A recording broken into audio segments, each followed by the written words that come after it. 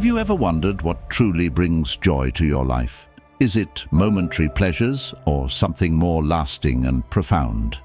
Welcome to your journey, our entry into the world of Stoicism, a philosophy that has the power to transform your life in just 1 week. Today we're going to dive into habits that changed my life in 1 week. Whether you're a seasoned Stoic or just curious about how this ancient wisdom can impact your modern life, you've come to the right place. We'll explore these practical habits you can start implementing right now, from scratch, to cultivate a lasting sense of joy and resilience. So if you're ready to embark on this journey of change, let's start. Habit number 1: overcome negative emotions. You see, we humans often let our minds be overwhelmed by feelings like anger, grief, anxiety, and resentment. We cling to these states, letting them consume our thoughts and dictate our actions. But the Stoics reveal a profound truth. Our negative emotions do not arise from external events per se, but from the erroneous judgments we make about them. Imagine your colleague gets the promotion you really wanted. You may feel jealous, bitter, and deceived. But stop and ask yourself, is their promotion really a bad thing that upsets you? Or do you simply judge the situation as negative because of your own expectations and desires? The event itself is neutral. It is your judgment that feeds the negativity within. The Stoics teach us to distinguish between what is within our control and what is not. We cannot control every event and circumstance, but we can completely control how we perceive situations and choose to react to them. When we realize negative emotions stem from our own judgments and not from the truth, we realize our power to change those judgments. We don't need to be overwhelmed by anger or anxiety. An effective Stoic practice is to regularly contemplate worst-case scenarios through negative visualization, not to wallow in fear, but to prepare mentally. By guessing about job loss, injury, or other misfortune, we eliminate the feeling of panic and anxiety when difficulties inevitably arise. We develop resilience. The Stoics also recommend voluntarily accepting minor discomforts and inconveniences, walking in the cold rain without a coat. Eat a simple meal when you crave something comforting. These exercises condition us to counteract our culture's habit of constantly avoiding any disturbance or discomfort. We become more resilient and not overly disturbed. Ask yourself, is my negative assessment of this situation actually correct and reasonable? Or am I just suffering from an incorrect perspective and causing unnecessary suffering? With Stoic courage, we can overcome negative emotions by adjusting our judgments, not reality itself. Embrace these teachings, and you will transform your inner life. You don't have to be mired in bitterness, anxiety, or any other negative state. You enhance yourself to meet every situation with composure. Habit number 2: pay attention to your impressions. We humans constantly move through the world half awake, letting our minds be overwhelmed by thoughts, impulses, and rash judgments. We are slaves to first impressions, emotional reactions, and fleeting desires. But the ancient Stoics revealed the path to freedom through being radically present and clearly aware of our impressions. What is impression? It is the spark that lights the fire of our judgments, emotions, and actions. It is the initial perception or feeling that arises when we encounter any experience or situation. Too often we accept and act on these first impressions without stopping to really consider them. But imagine if you took a step back and questioned your impressions before allowing them to take hold. What if, when you felt angry, you stopped and actually investigated the impression that caused it? Is your impression of being belittled or insulted really reasonable and reasonable? Or is it just a temporary misconception based on assumptions? By learning to slow down and pay attention to our impressions, we regain our power from being mere puppets jerked by every fleeting feeling and thought. We cut the cord of being influenced by useless and unhealthy first impressions. The Stoics advise us to develop a daily habit of stepping back and objectively examining our impressions as they arise before letting them explode into judgments and emotions. Is this impression correct and reasonable, or have I made an unsupported leap? The more we practice our ability to differentiate our impressions, the more mastery we become of our own experience. This is one of the core teachings that help the Stoics cultivate equanimity and self-determination. By separating our impressions from facts, we create our own life experiences through straightforward reasoning.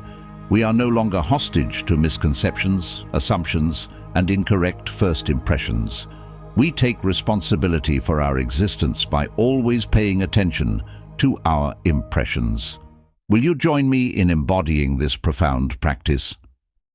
Habit number 3. Reflect on your interconnectedness. Are you ready to feel the profound connection that binds all living beings? So let's ponder together. You see, we humans often move through this world feeling lonely, isolated, and separate from all else. We are fascinated by our own perceived small scope of interests. But the Stoics reveal to us a higher vision, a vision in which we are all inextricably linked together in the great tapestry of the universe. Can you feel the truth of this? Imagine you are a single thread in that vast tapestry. Look closely and you'll see your thread tied to countless other threads in an intricate, unbroken pattern. Your family, your community, your nation, we are all interconnected, interdependent, one entity. More than that, we are part of the whole tapestry of life, along with animals, plants, and the very elements of existence.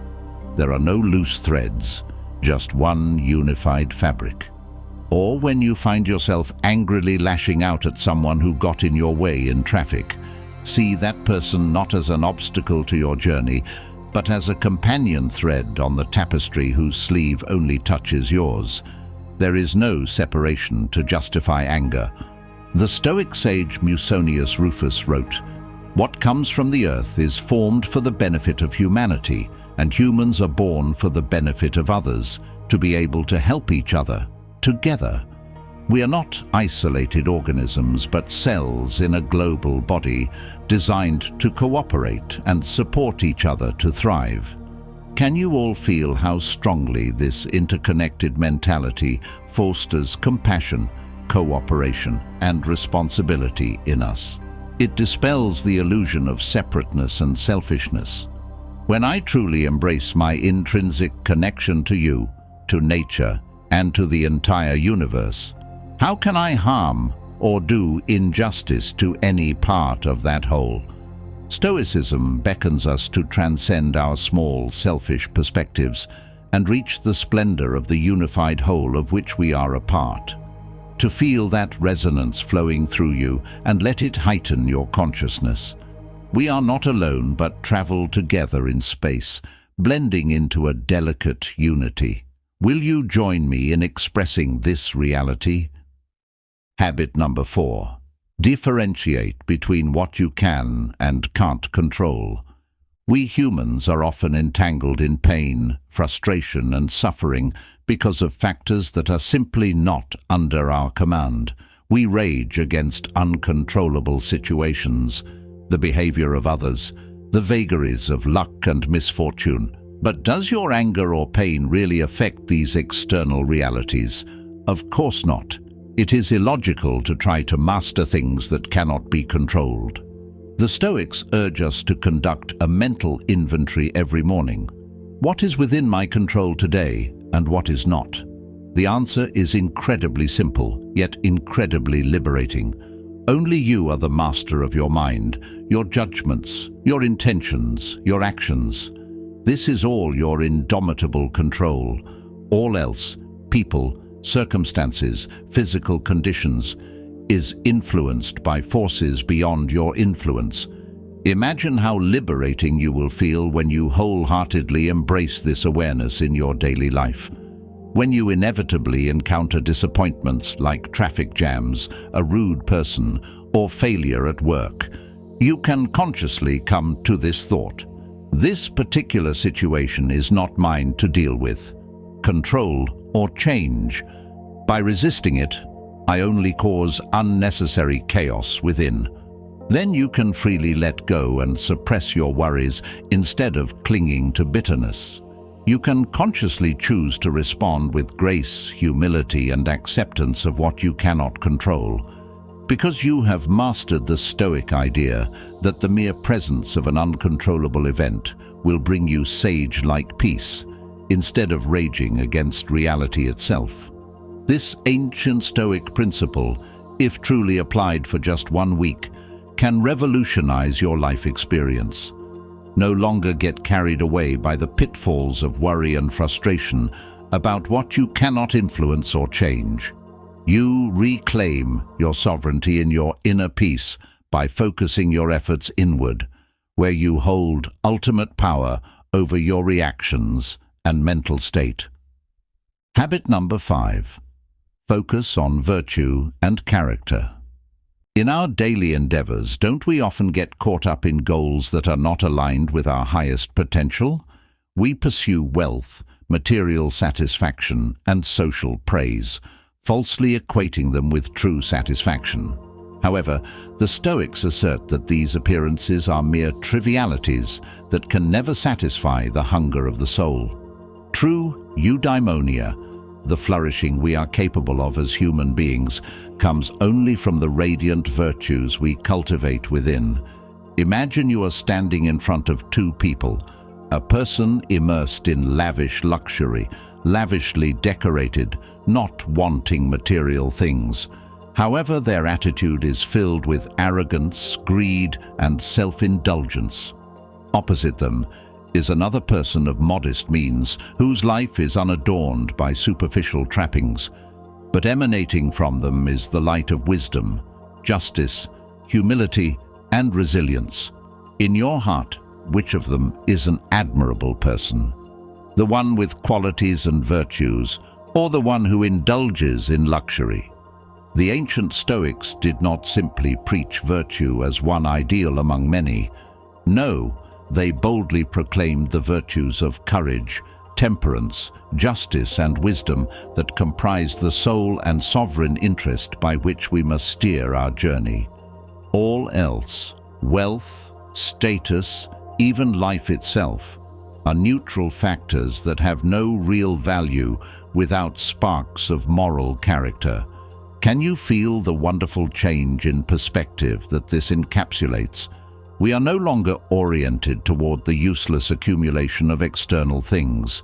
Rather, we refocus our efforts inward, diligently cultivating excellence in mind, speech, and action consistent with these noble virtues. We become mental athletes, training our judgment and behavior toward demonstrating wisdom, fair dealing, and care for our human family. Perhaps you know someone whose strong integrity and character uplift all those around him. A courageous person who steadfastly holds to his principles even in the face of adversity. This is the type of person the Stoics sought to create through their teachings. Not a life of shallow title-seeking, but a life oriented toward realizing our noblest potential for nobility. Habit number 6. Maintain an objective perspective. Are you prepared to cultivate an extremely alert and objective mindset, uninfluenced by the subjective ideas that often cloud our judgments?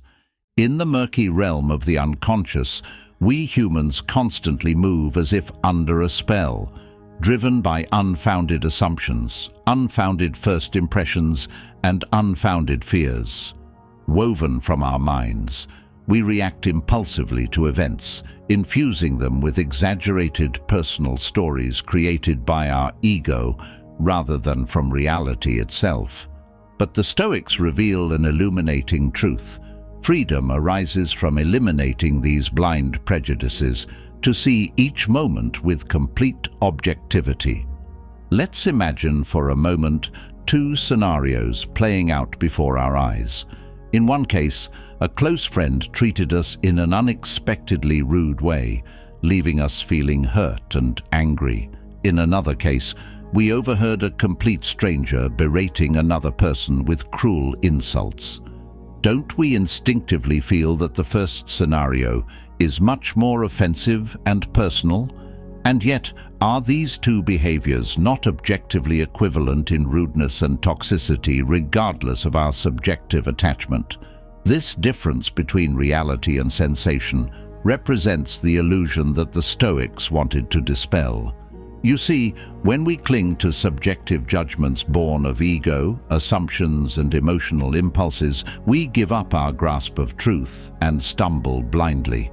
But to maintain an objective perspective, to view events, other people's behavior, and even our own difficult situations through a reasoned, uncolored lens, this is how we maintain the highest foundation of consciousness that we have. The path to realizing this enlightened detachment lies in the practice of stillness, self-awareness, and what the Stoics called introspection.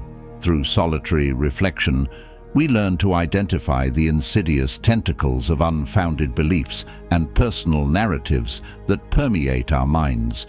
We observe them, call them by name, and through that mere witnessing, we loosen their grip.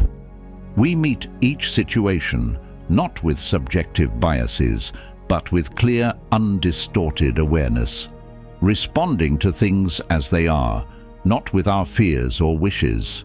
Misunderstand them. Can you feel the profound stillness that arises from placing yourself at the center of your personal universe? When you remove the I, me, mine from your judgments, you gain access to a mental fortress that is free from emotional turmoil.